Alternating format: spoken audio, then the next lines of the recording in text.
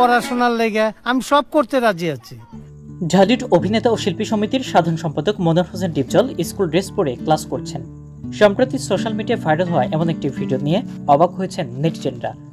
অনেকে তো ভেবে নিয়েছেন এই বয়সে ডিপজল স্কুলে গিয়ে পড়াশোনা করছেন। তবে এটি ডিপজলের বাস্তব জীবনের কোনো ঘটনা নয়, এটি তার অভিনীত অমানুষ হলো মানুষ সিনেমার একটি দৃশ্য। আমি পড়তে চাই, আমি শিক্ষিত হতে চাই।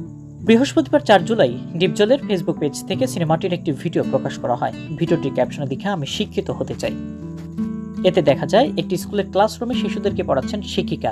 এই সময় গায়ে ইউনিফর্ম, কাঁধে ব্যাগ ঝুলিয়ে হনহন করে ক্লাসরুমে প্রবেশ করেন ডিপজল এবং সঙ্গে সঙ্গে বেঞ্চে বসে পড়েন। সিনেমায় তিনি স্কুলে যাতায়াত শুরু করেছিলেন কারণ ওই স্কুলের শিক্ষক মৌ খানের প্রেমে পড়েন ডিপজল। এরপর থেকেই নানাভাবে ইমপ্রেস করতে শুরু করেন মৌকে। যদি ক্লাসে মৌতাকে শিক্ষা নেওয়ার ব্যাপারে নাকচ করে দিতে চান, বলেন যারা মাস্তানি গুন্ডামি করে তাদের শিক্ষা দ্বারা শিক্ষা গ্রহণ করা সম্ভব নয়।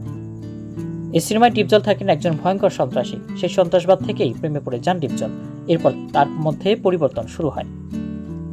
নেটিজেনরাও ডিপজলকে এমন চরিত্রে দেখে ভালোবাসায় ভরিয়ে দিয়েছে। তবে অনেকে নেটিজেন আবার মজাও নিয়েছেন, আবার কেউ কেউ সমালোচনাও করেছেন।